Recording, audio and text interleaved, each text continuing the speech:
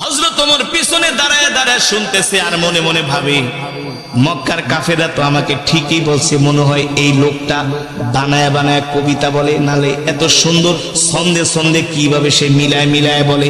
আল্লাহু আকবার। আল্লাহ নবী কোরআন পড়তেছেন আর ওমর চিন্তা করতেছেন, আরে মোহাম্মদ মনে হয় বানায় বানায় কবিতা বলে। আল্লাহ নবী বলে, ওমা হুয়া বিকাউলি শাইর কলিলাম মা তুমিনুন। আল্লাহু আকবার। আল্লাহ নবী বলে, তুমি আমাকে কবি বলতেছো, আমি কবি না, আমি হলাম নবী। যদি তুমি স্বীকার করো, ঈমানদার হও। আল্লাহু আকবার। ওমর কয়, কিরে এই লোকটারে যে আমি কবি বলছি এটা সে জানে কিভাবে? ওমর তো বলতেছে মনে মনে, বুঝেন নাই? কিন্তু আল্লাহ নবী বলতেছে, ওমা হুয়া বিকাউলি শাইর, আমি কবি না। ওমা হুয়া বিকাউলি শাইরিন কলিলাম মা তুমিনুন। তোমরা অল্প মানুষই বোঝো যে আমি কবি না, আমি হলাম আল্লাহর নবী। যদি তোমাদের ঈমান থাকে আর তোমরা অল্প মানুষই ঈমান গ্রহণ করবে, ঠিক কিনা বলেন? হযরত ওমর বলে, কিভাবে বললো, কিভাবে সে বুঝলো আমি যে তার নামে বলতেছি সে কবি? এবার হযরত ওমর বলে, সে যেহেতু আমার মনের কথা জানা গেছে, তাহলে মনে হয় এই লোকটা হলো একটা গণক।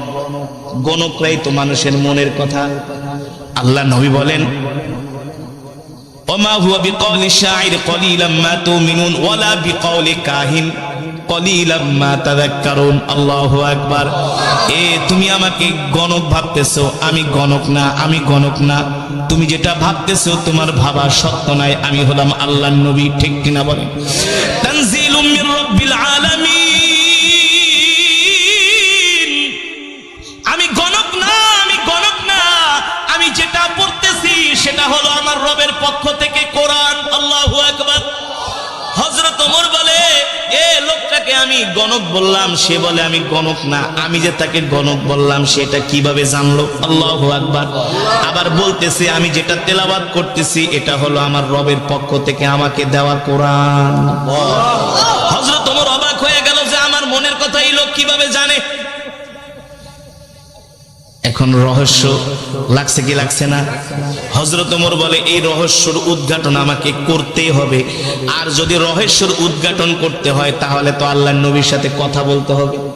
কথা না বলে তো আর রহস্যর উদ্ঘাটন করা যাবে না। হযরত ওমর দাঁড়ায় আছে। আল্লাহর নবী যখন নামাজ শেষ করলেন, আল্লাহর নবী তার হুজরার দিকে যাবেন। হযরত ওমর যায় তার পথ রোধ করলেন, বললেন, ইয়া মুহাম্মদ কিফ, ও মুহাম্মদ দাঁড়ান, আপনার সাথে আমার কিছু কথা আছে। আল্লাহর নবী বলে, ইমশি মাই, চলেন আমার সাথে, আমার বাড়িতে যেয়ে কথা বলবো। আল্লাহর নবী হযরত ওমরকে নিয়ে বাড়িতে চলে গেলেন। সুবহানাল্লাহ বলে। আল্লাহর নবী হযরত ওমরকে নিয়ে বাড়িতে চলে গেলেন। আল্লাহর নবীর সাথে হযরত ওমর যখন বাড়িতে গেলেন, হযরত ওমর বারবার আল্লাহর নবীর চেহারার দিকে তাকায়। সুবহানাল্লাহ। আর সে নিজে নিজে মাপতেছে, ভাবতেছে, চিন্তা করতেছে, আল্লাহর নবীকে বোঝার চেষ্টা করতেছে। মক্কার সব কাফেরেরা যার বিরুদ্ধে, আমি আজকে তার সামনে। মক্কার কাফেরেরা যার বিরুদ্ধে এত মিথ্যা প্রোপাগান্ডা ছড়িয়েছে, আমি তার সামনে। কিন্তু তার চেহারা দেখলে মনে হয় সে হলো পৃথিবীর সবচেয়ে ভালো মানুষ। তার সাথে কথা বললে মনে হয় তার মতো এত সুন্দর আখলাকওয়ালা, ব্যবহারওয়ালা মানুষ মক্কার জমিনে একজনও নাই। জোরে বলেন আল্লাহু আকবার। আরে জোরে বলুন আল্লাহু আকবার। হযরত ওমর বলে, সেই দিনই আমি আল্লাহর নবীর জবানে কোরআন শুনে আমি ইসলামের প্রতি আমি দুর্বল হতে লাগলাম। দুর্বল হতে? এই যুবক, ওমর তো তোমার চাইতে জ্ঞানী কম ছিল না। এ যুবক, ওমর তো তোমার চাইতে কম বুঝতো না। এ যুবক মুসলমান, হযরত ওমরকে বলা হয় মেজাজে ওহী।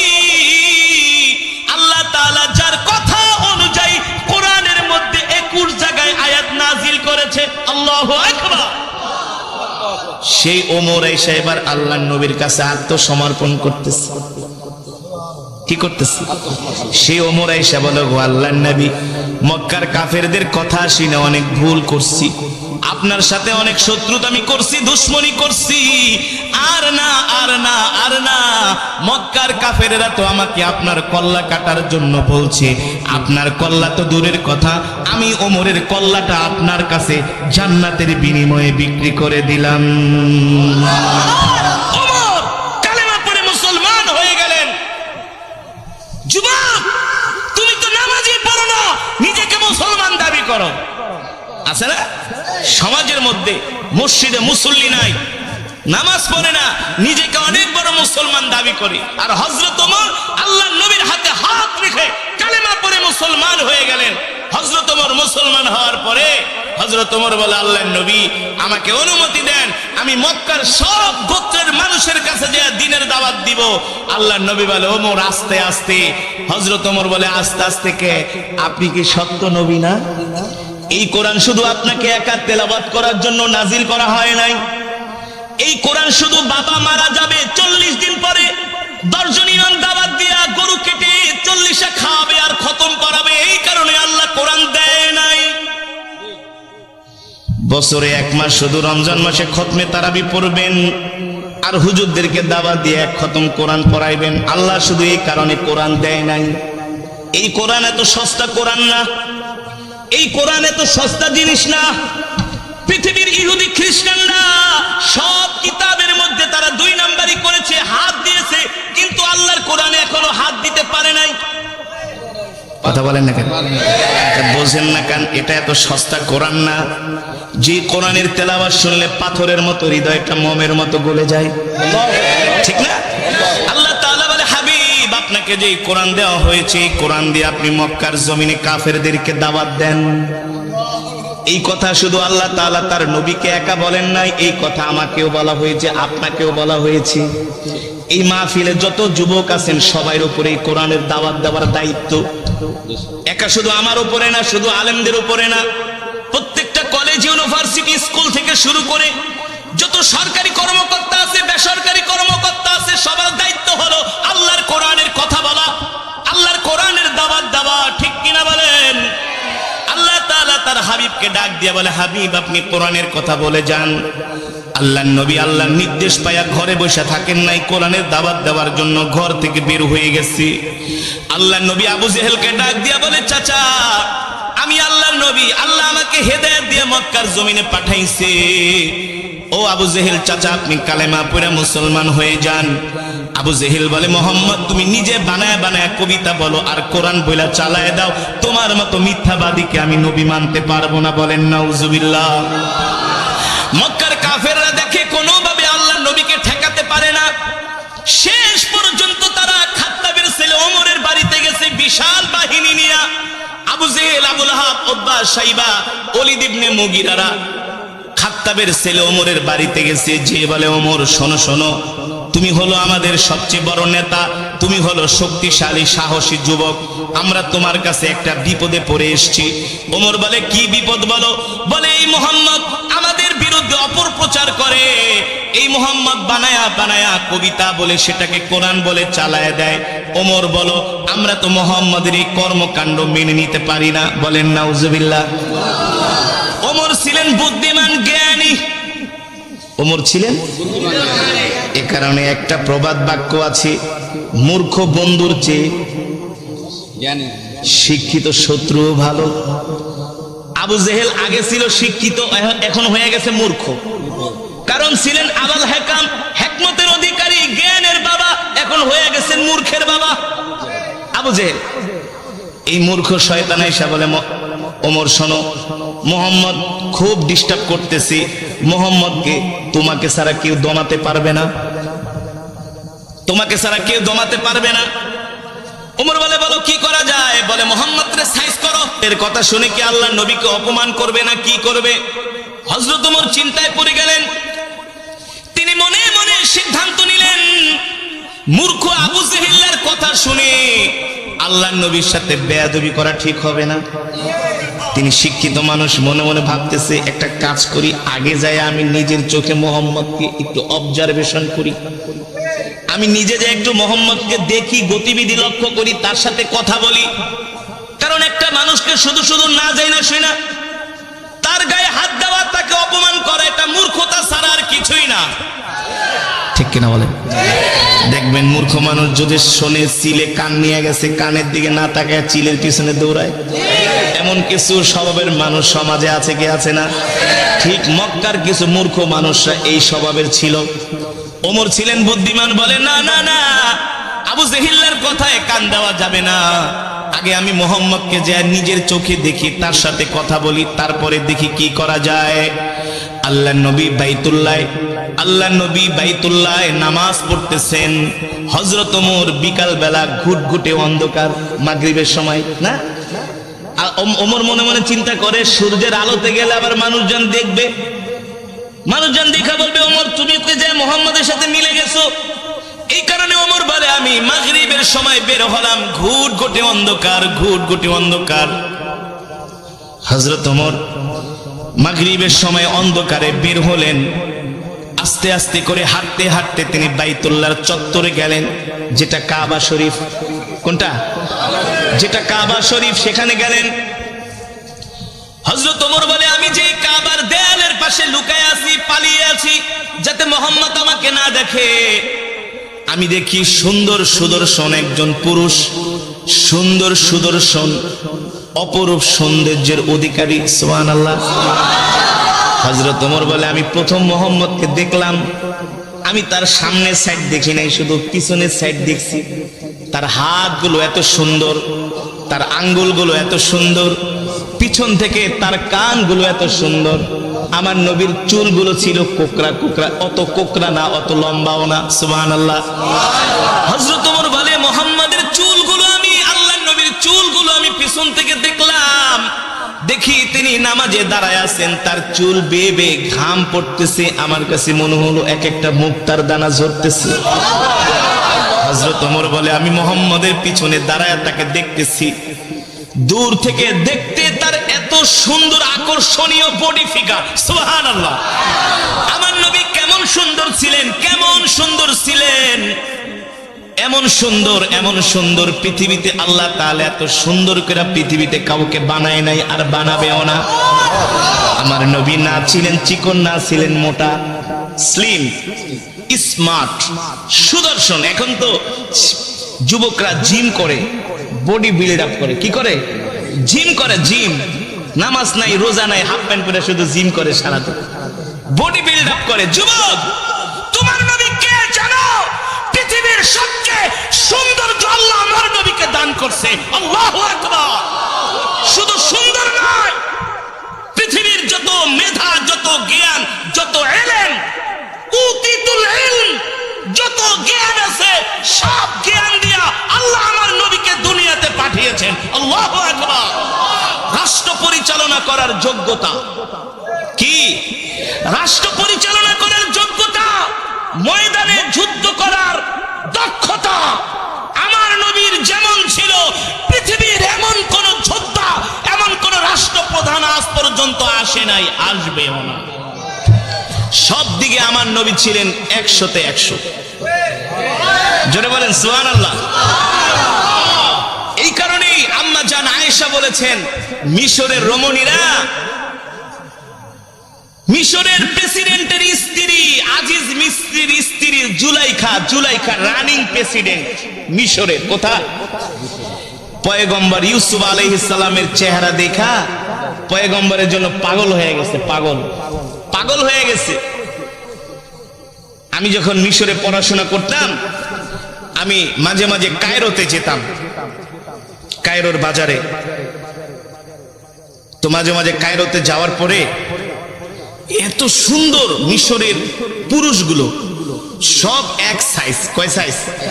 দেখতে যেমন একেবারে এক সাইজ, এমন সুন্দর, এমন সুদর্শন, যেটা ভাষায় প্রকাশ করার মতো না। তো পুরুষের সৌন্দর্য যদি এমন হয়, তো রমণীরা কেমন হইতে পারে? এবার চিন্তা করেন তো। জুলাইখা কেমন সুন্দর, সে পয়গম্বর ইউসুফের চেহারা দেখে পাগল হয়ে গেছে। জুলাইখার বান্ধবীরা চিঠি লেখছে, এ জুলাইখা, কার জন্য পাগল হলি? তুই একটা প্রেসিডেন্টের স্ত্রী হইয়া সাধারণ একটা গোলামের জন্য পাগল হয়ে গেছস। জুলাইখা বান্ধবীদেরকে পত্র লেখছে, এই দূর থেকে সমালোচনা করিস না, সামনে আইসা একটা নজর দেখা যা, ক্র্যাশ খেয়ে যাবি, ক্র্যাশ, পাগল হয়ে যাবি, নজর ফিরাইতে পারবি না। সুবহানাল্লাহ, জোরে বলেন সুবহানাল্লাহ। জুলাইখা ছিলেন চালাক, বুদ্ধিমতী। তার বান্ধবীদেরকে ডাকছে, আয় দূরে থেকে তো আমারে গালাগালি করো, সামনে এসে দেখা যা, এক ঝলক দেখা যা, এক নজর দেখা যা। জুলাইখার বান্ধবীরা আসছে, সবার হাতে আপেল দিয়েছে। কি দিয়েছে? আপেল আর ছুরি দিছে। যেই গোলামে লেগা পাগল হইছি, একটু পরে গোলাম এদিক দিয়ে যাবে, এক নজর দেখবি, বেশি না। কয় নজর? এক নজরের বেশি দেখা যাবে না, নিষেধ। বারবার তাকানো যাবে না। জুলাইখার বান্ধবীরা গেলে পাগল হয়ে গেছে। কি এমন পুরুষ যে একেবারে এক নজর দেখা লাগবে? কি এমন সৌন্দর্য? জুলাইখার বান্ধবীরা তো আর বোঝে নাই, যখন পয়গম্বর ইউসুফ আলাইহিস সালাম সামনে দিয়ে হেঁটে যাচ্ছে, জুলাইখার বান্ধবীরা খোঁজ গল্প করে আর আপেল খায় কেটে কেটে।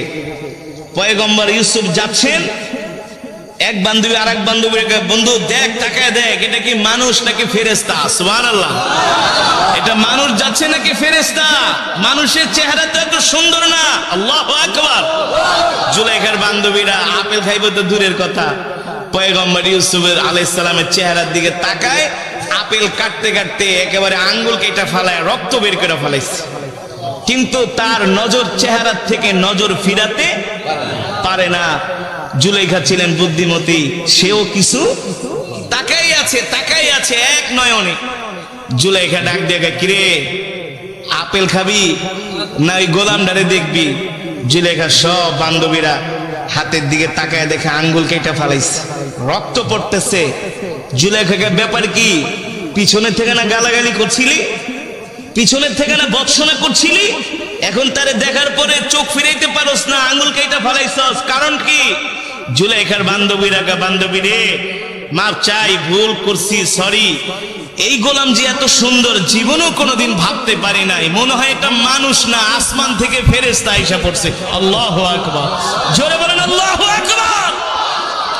আম্মা জান আয়েশা সিদ্দিকা রাদিয়াল্লাহু তাআলা আনহা বলেন, মিশরের রমণীরা পয়গম্বর ইউসুফের চেহারা দেখে আঙ্গুল কাটতে কাটতে, আপেল কাটতে কাটতে তারা আঙ্গুল কেটে ফেলেছে, তারা রক্তাক্ত হয়ে গেছে। আমার স্বামী মুহাম্মদ সাল্লাল্লাহু আলাইহি সাল্লামের চেহারা যদি তারা দেখতো, আঙ্গুল কাটতো না, আপেল কাটতো না, কলিজা কেটে ফেলতো, কলিজা। তারপরে আল্লাহর নবীর চেহারা থেকে নজর ফিরাতে পারতো না। আল্লাহু আকবার। এমন সুন্দর চেহারা আল্লাহ আমার নবীকে দান করছে। আমার নবী যেটা করছেন সেটাই ফ্যাশন। সেটাই কি ফ্যাশন? আমার নবী যে স্টাইলে চুল কেটেছেন, সুন্নত তরিকা, বাংলাদেশের আর্মিরা সেভাবে চুল কাটে। কারা? আর্মিরা চুল কাটে। আমি মিশরে থাইল্যান্ডে গিয়েছিলাম একটা প্রোগ্রামে, থাইল্যান্ডের রাজধানী ইয়ালা থেকে 800 কিলোমিটার দূরে, যেখানে 75% মুসলমান। প্রতি মহরম মাসে সেখানে একটা প্রোগ্রাম হয়, সারা পৃথিবী থেকে তারা আন্তর্জাতিক যারা কারি সাহেব আছে তাদেরকে দাওয়াত দিয়ে তারা মহরম মাস 10 তারিখ আছে না, তারা প্রোগ্রাম করে। সেই থাইল্যান্ডের মুসলমানরা, প্রত্যেকটা থাই মুসলিম ছেলেদের চুল দেখি ছোট ছোট।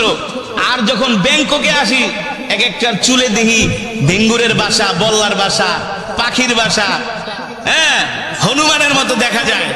তো আমি থাইল্যান্ডের মুসলিম যুবকদেরকে জিজ্ঞেস করলাম, তোমরা এইভাবে চুল কাটো কেন? সবাই দেখি এক সাইজ চুল। বলে এটা হলে নবী মুহাম্মদ সাল্লাল্লাহু আলাইহি সাল্লামের সুন্নাহ। জোরে বলেন সুবহানাল্লাহ। এখনকার যুবকরা তো স্টাইল করে, কি করে?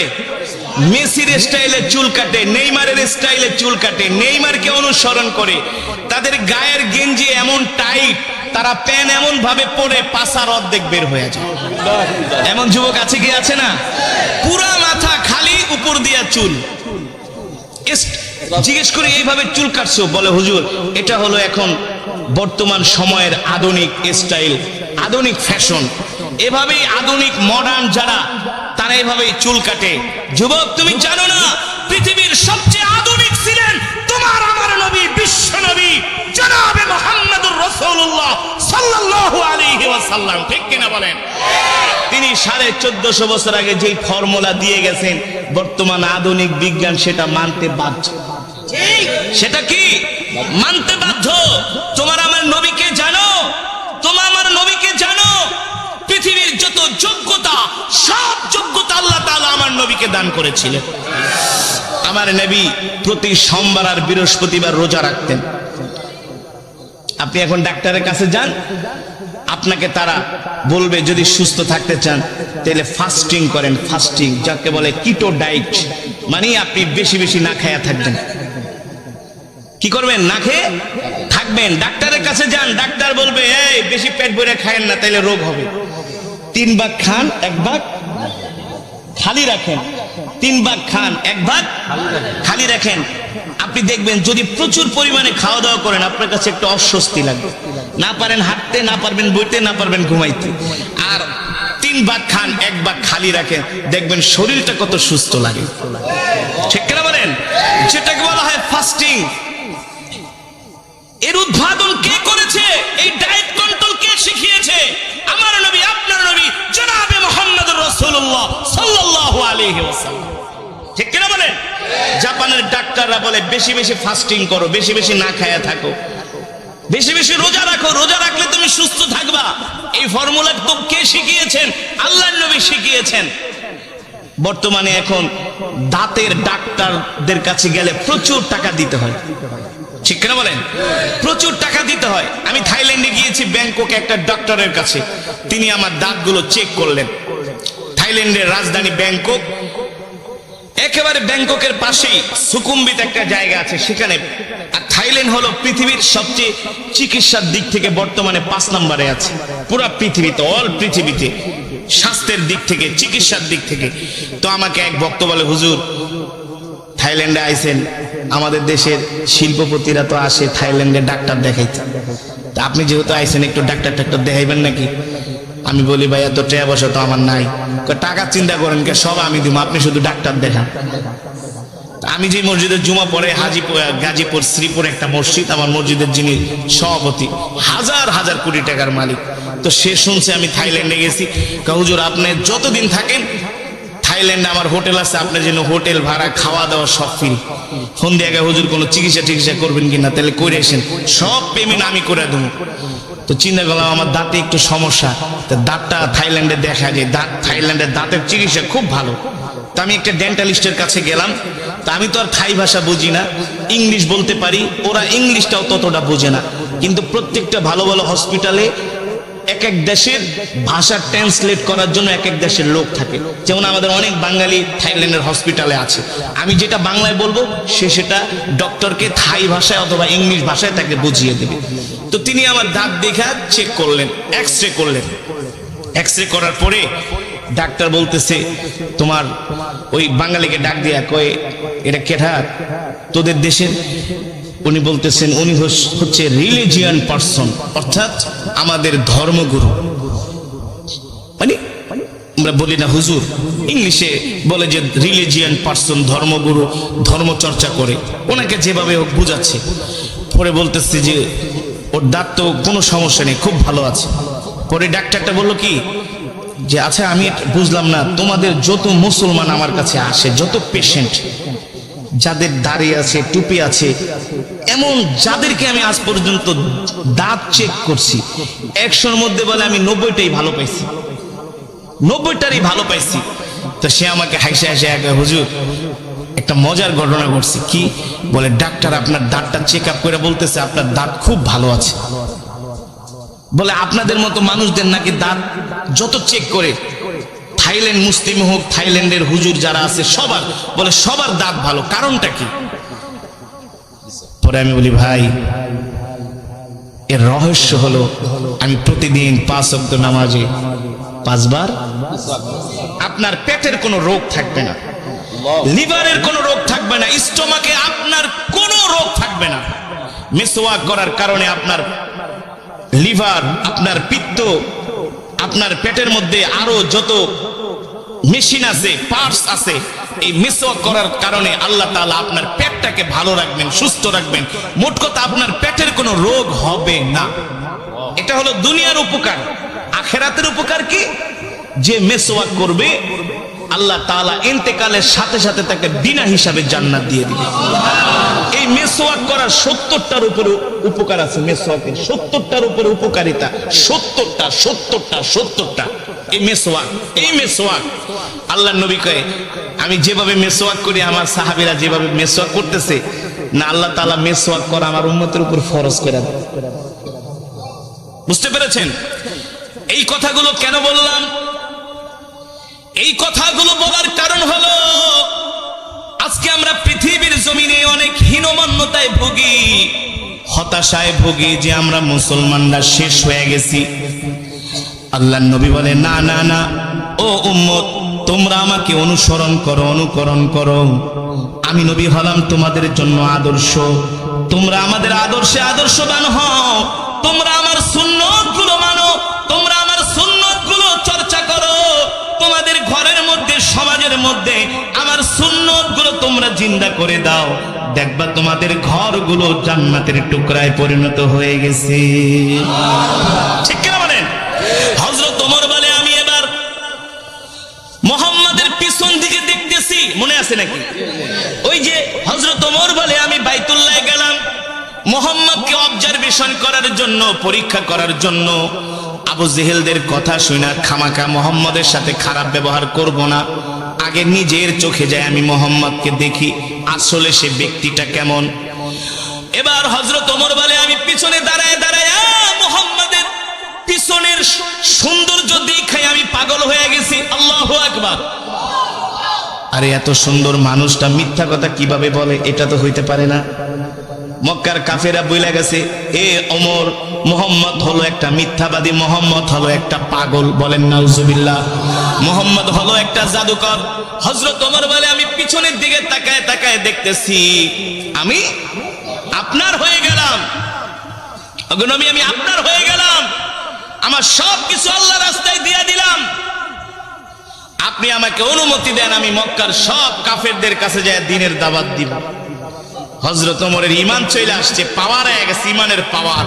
এখন আর আল্লাহ ছাড়া কাউকে ভয় পায় না। আজকে তো আমরা গরু খাওয়া মুসলমানে পরিণত হয়ে গেছি। আমরা নিজেকে মুসলমান দাবি করি, অথচ আল্লাহর কোরআন আমরা পড়তে জানি না। আমরা নিজেকে মুসলমান দাবি করি, কোরআন বিশুদ্ধভাবে তেলাওয়াত করতে জানি না। অথচ তলাবুল ইলমি ফরিদাতুন আলা কুল্লি মুসলিম, প্রত্যেকটা মুসলমানের উপরে কোরআন শিক্ষা করা হলো ফরজ। এই কোরআনের তেলাওয়াত শুনে ওমর কালেমা পড়ে মুসলমান হয়ে গেছে। বলে, আমি যেই দিন আল্লাহর নবীর জবানে বাইতুল্লাহ কোরআন শুনেছি, সেই দিন থেকে আমি ইসলামের প্রতি দুর্বল হয়ে গেছি। ইসলাম আমার হৃদয় জয় করেছে এই কোরআনের তেলাওয়াত শুনে। সেই কোরআনই তো আমি আপনাদের সামনে তেলাওয়াত করলাম। দুঃখের বিষয়, আমাদের সমাজের মেজরিটি পার্সেন্ট মানুষ কোরআন পড়তে জানে না। 60-70 বছর হয়ে গেছে, 10টা সূরা মুখস্থ করতে পারে না। ঠিক কিনা বলুন? বিশুদ্ধভাবে পড়তে পারে না। অথচ আমরা নিজেকে অনেক বড় ইমানদার দাবি করি, অনেক বড় ইমানওয়ালা দাবি করি। নামাজ ভঙ্গের কারণ 19টি। কয়টি? তার মধ্যে একটা অন্যতম কারণ হলো নামাজে অশুদ্ধ পড়া। নামাজে অশুদ্ধ পড়া। আমরা আমাদের সন্তানরা কোরআন শিখছে কিনা সেই দিকে খবর নেই না। ইংরেজি শিক্ষক রাখি সন্তানের জন্য মাসে 5,000 টাকা বেতন দেয়া। কথা বলেন? ইংরেজি শিক্ষক রাখি 5,000 টাকা বেতন দিয়া, গণিতের শিক্ষক রাখি 6,000 টাকা বেতন দিয়া। ছেলেকে বাংলায় অনার্স করাই, ইংলিশে অনার্স করাই, মাস্টার্স করাই, ডক্টরেট করাই, পিএইচডি করাই। আর কোরআন শিখানোর জন্য মসজিদের মুয়াজ্জিনকে জায়গা, হুজুর আমার ছেলেরে পড়াইবেন? পড়ামু। বেতন কত? বেশি না, 500 দিতে পারুন। কত? তাও মাসে, বছরে 6 মাস বাকি। কথা বল। নিজেও কোরআন পড়তে পারে না, সন্তানকেও কোরআন শিখায় নাই। অথচ রাসূলের সাহাবীরা কেমন ছিলেন জানেন? তারা আল্লাহর নবীর কাছে আয়েশা কোরআন নিয়ে বসে থাকতেন। কোরআন এখনো সেই ধারাবাহিকতা চালু আছে। মসজিদে নববীর প্রতিটা পিলারে পিলারে কিন্তু কোরআনের মক্তব। পুরো মসজিদে নববীতে 1200-র উপরে মক্তব আছে। মক্তব এখন তো বাংলাদেশে মক্তব বন্ধই হয়ে গেছে। আগে ছোটবেলায় দেখতাম ফজরের পরে ইমাম সাহেব ঘোষণা করতো, এই মক্তবের ছাত্র ছাত্রীরা তাড়াতাড়ি করে মক্তবে আসো, ঠিক না? ইমাম সাহেবের কাছে যে আগে আমরা কায়দা পড়তাম, সিপারা পড়তাম, কোরআন শরীফ পড়তাম, বাড়িতে আসার সময় 10 মিনিট জোরে জোরে সূরা মুখস্থ করে সালাম শিখাইতো, যে বাড়িতে যায় আগে মা বাবাকে সালাম দিবা। আজকে আমরা আমাদের সন্তানদেরকে কোরআন শিখাই না, দ্বীন শিখাই না, নিজেও শিখি না, সন্তানদেরকেও শিখাই না। এই কারণে আমাদের সন্তানগুলো দিন দিন নষ্ট হয়ে যাচ্ছে, হচ্ছে না? 6-7 এর ছেলেরা এখন ওপেনলি রাস্তায় দাঁড়ায় সিগারেট খায়, 8 এর ছেলেরা সিগারেট খায়, ইন্টারের ছেলেদের পকেটে এখন সিগারেটের প্যাকেট থাকে, গাঞ্জার প্যাকেট থাকে, ঠিক কিনা বলেন? বানিয়ে বলছি। 6-7 এর পোলাপান সিগারেট খায়। এই সিগারেট খাও কাকে? আপনার বাপের টাকা দিয়ে খাই, আপনার বাবার টাকা দিয়ে খাই। আপনি বলার কে? আমার বাবার টাকা দিয়ে আমি সিগারেট খাই। আস্তাগফিরুল্লাহ। আমার সন্তানগুলো এমন বেয়াদব কিভাবে হলো? কারণ কি? আমরা তাদেরকে ধর্মীয় শিক্ষা দিচ্ছি না, দ্বীনি শিক্ষা দিচ্ছি না। আগে তো দরকার ছিল সন্তানদেরকে দ্বীনি শিক্ষা দেওয়া। কথা বলেন, রাগ করতেছেন? আজকে স্কুল কলেজে কি হচ্ছে? ধর্মীয় শিক্ষা তো নাই, ধর্মীয় শিক্ষা নাই। আমি বানিয়ে বলছি। এই যে কোরআন আমি পড়লাম, আমাদের সন্তানরা 10টা সূরা মুখস্থ পড়তে পারে না। উচিত তো ছিল আমাদের সন্তানদেরকে আগে কোরআন শেখানো, দ্বীন শেখানো। অবশ্যই অবশ্যই আমার সন্তান কলেজে পড়বে, ইউনিভার্সিটিতে পড়বে, আমার সন্তান ডাক্তার হবে, ইঞ্জিনিয়ার হবে, বড় ব্যবসায়ী হবে, বড় নেতা হবে, এটা আমার গর্ব, এটা আমার গর্ব।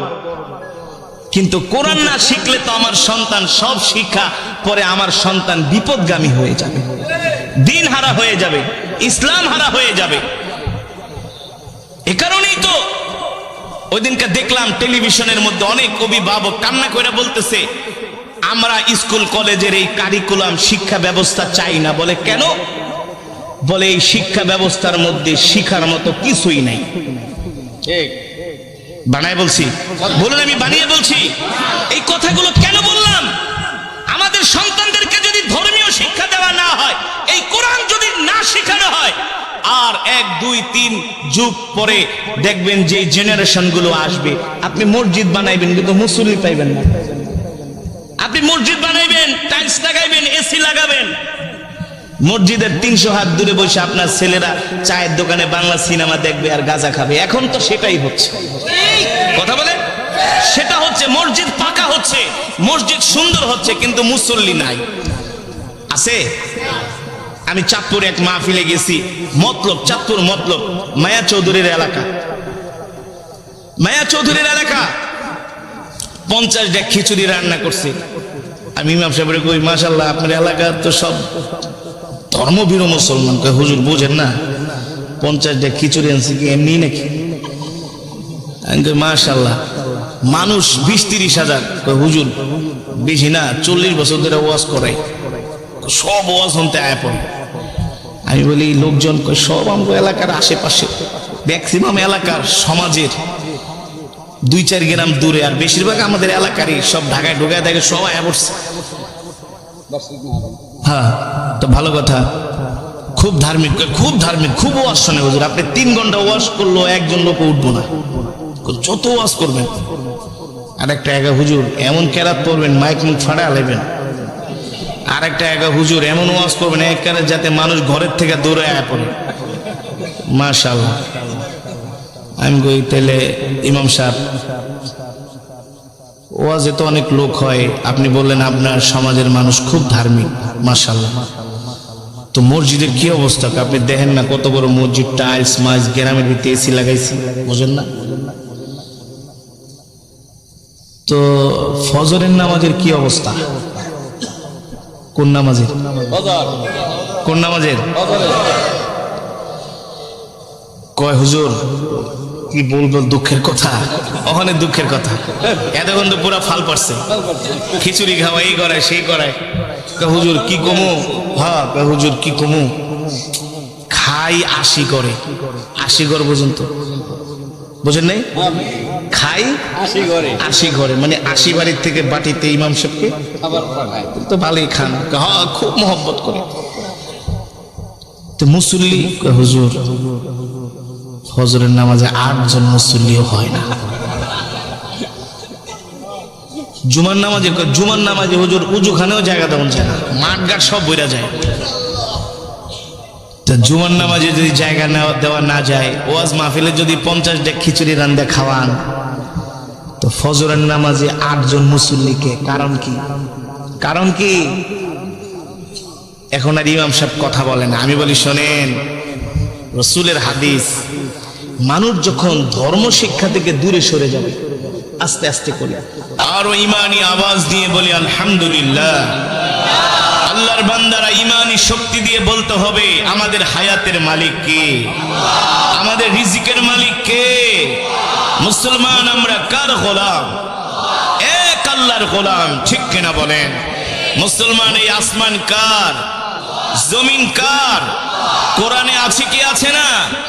আল্লাহ তাআলা বলছেন, আলা লাহুল খালক ওয়াল আমর তাবারাকাল্লাহু রাব্বুল আলামিন।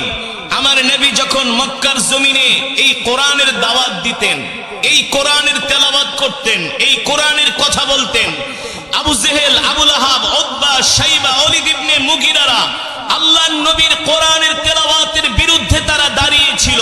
তারা কোরআনের তেলাওয়াতকে পছন্দ করত না। মক্কার মানুষ যাতে কোরআন শুনতে না পারে, তারা সব রকমের বাধার প্রাচীর হয়ে দাঁড়িয়েছিল। আল্লাহ তাআলা নবীকে ডাক দিয়া বলে, হাবিব, আপনি মক্কার কাফেরদেরকে বলে দেন, আলা লাহুল খালক ওয়াল আমর তাবারাকাল্লাহু রাব্বুল আলামিন। এ মক্কার কাফেরেরা, আমি যে কোরআন পড়ছি, এই কোরআন আমি মুহাম্মদ বানায় বানায় বলি না, এই কোরআন হলো আল্লাহর জবানের কালাম। ঠিক কিনা বলেন? এই কোরআন কোন কবির কাব্য নয়, এই কোরআন কোন পৃথিবীর মানুষের বানানো কোন কাব্য নয়, এই কোরআন হলো আল্লাহর জবানের কালাম। মক্কার কাফেরেরা, তোমরা যতই বিরোধিতা করো না কেন, আমি আল্লাহর নবী মুহাম্মদ বলছি, আলা লাহুল খালক ওয়াল আমর, আসমান যার, আইন চলবে তার। ঠিক কিনা বলেন?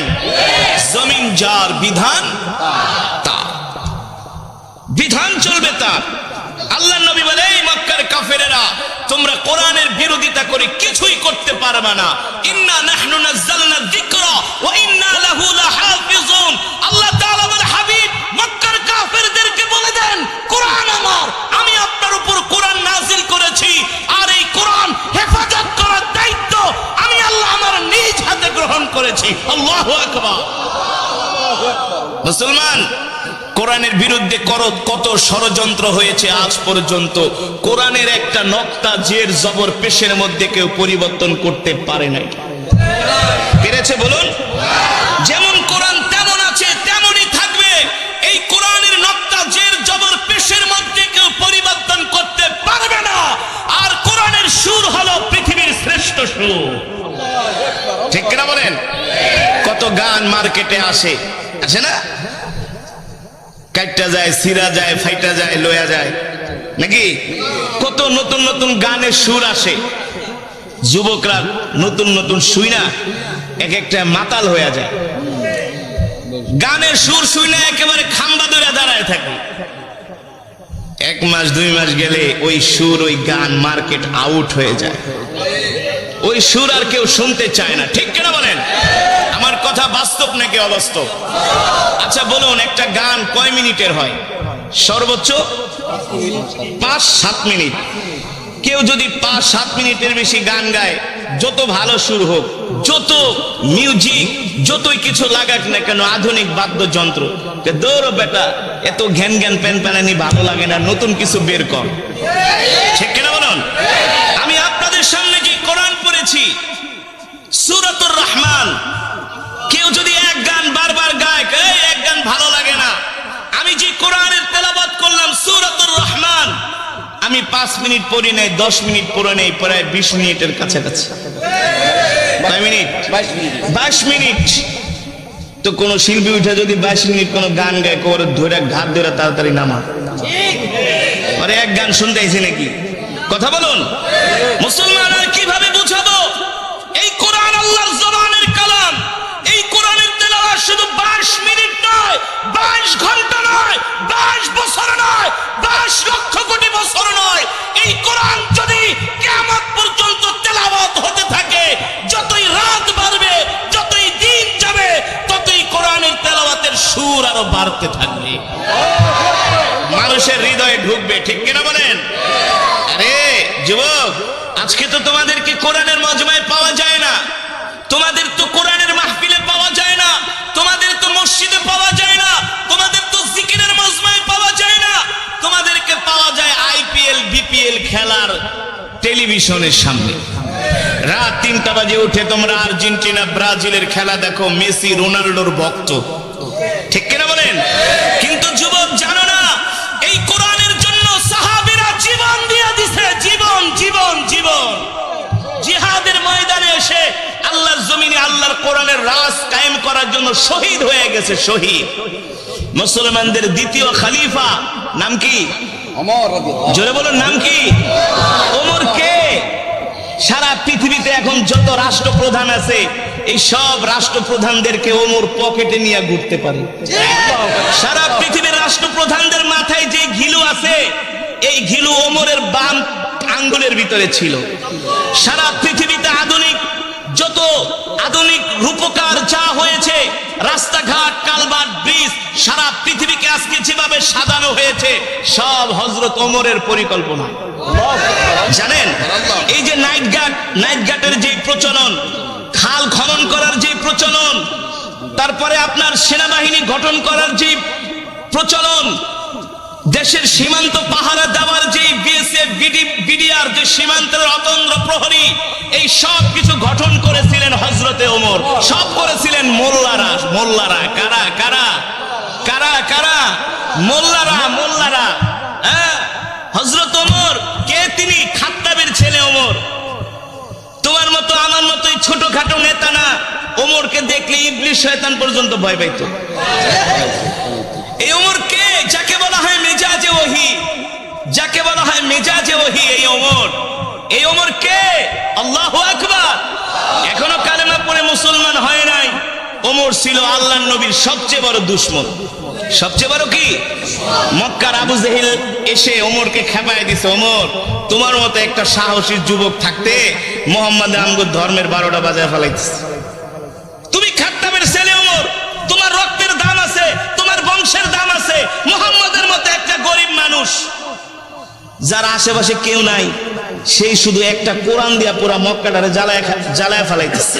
এটা ওদের ভাষা, ওদের ভাষা। মুহাম্মদরে থামাও, মুহাম্মদরে দমাও, মুহাম্মদকে সামনে বাড়াইতে দিও না। আমরা এত বড় বড় নেতা থাকতে মুহাম্মদ আমাদের সামনে এসে আমাদের ধর্মের নামে এসে অপপ্রচার করে যায়, এটা ওদের ভাষা। আসলে তো অপপ্রচার না, আল্লাহর নবী তো কোরআনের প্রচার করে, ঠিক কিনা বলেন? আল্লাহর নবী বলছেন, আল্লাহ তাআলা বলছে, হাবিব ইয়া আইয়ুহার রাসূল বাল্লিগ মা উনজিলা ইলাইকা মির রাব্বিক ওয়া ইল্লাম তাফআল ফামা বাল্লাগতা রিসালাতা। বাংলাদেশের কিছু মানুষ মনে করে শুধু ওয়াজ করা হুজুরদেরই দায়িত্ব। কিছু মানুষ মনে করে না যে ধর্মের কথা শুধু হুজুররা বলবে। না, ধর্মের কথা শুধু হুজুররা বলবে না। ইসলাম ধর্মটা আল্লাহর কাছ থেকে হুজুররা লিস্ট নেয় নাই। এই ধর্মের কথা বলা, কোরআনের কথা বলা, রাসূলের হাদিসের কথা বলা প্রত্যেকটা ঈমানওয়ালা মুসলমানের দায়িত্ব, কর্তব্য, ঠিক কিনা বলেন? আপনি একটা কলেজের, আপনি একটা স্কুলের প্রিন্সিপাল, আপনার দায়িত্ব হলো আপনি আপনার ছাত্রদেরকে কোরআনের কথা বলবেন, তাদেরকে দ্বীনের কথা বলবেন। আপনি একটা কলেজের অধ্যাপক, আপনি একটা কলেজের ভিসি, আপনি একটা ভার্সিটির ভিসি, আপনার দায়িত্ব হলো আপনি আপনার ছাত্রদেরকে দ্বীনের কথাগুলো বলবেন। আপনি দেশের প্রধানমন্ত্রী, আপনি রাষ্ট্রপতি, আপনি এমপি, আপনি মন্ত্রী, আপনি চেয়ারম্যান, আপনি মেম্বার, আপনি সমাজের অনেক বড় নেতা, আপনারও দায়িত্ব হলো কোরআনের কথা বলা, ঠিক কিনা বলেন? ঠিক না? এখন তো কিছু সাধারণ মানুষ মনে করে শুধু হুজুররাই বলবে, সব হুজুরদেরই কাজ। না, প্রত্যেকটা মুসলমানকে আল্লাহ তাআলা দুনিয়ার জমিনে কেন পাঠিয়েছেন? আল্লাহ তাআলা প্রত্যেকটা মুসলমানকে দুনিয়ার জমিনে পাঠিয়েছেন তার দ্বীনের দাওয়াত দেওয়ার জন্য, ঠিক কিনা বলেন? আল্লাহর নবী আল্লাহ তাআলা তার উপর কোরআন নাজিল করলেন আর বললেন, ইয়া আইয়ুহার রাসূল বাল্লিগ মা উনজিলা ইলাইকা মির রাব্বিক ওয়া ইল্লাম তাফআল ফামা বাল্লাগতা রিসালাতা ওয়াল্লাহু ইয়াসিমুকা মিনান নাস ইন্নাল্লাহা লা ইয়াহদিল কওমাল ফাসিকিন। আল্লাহ রাব্বুল আলামিন বলেন, আল্লাহ আপনার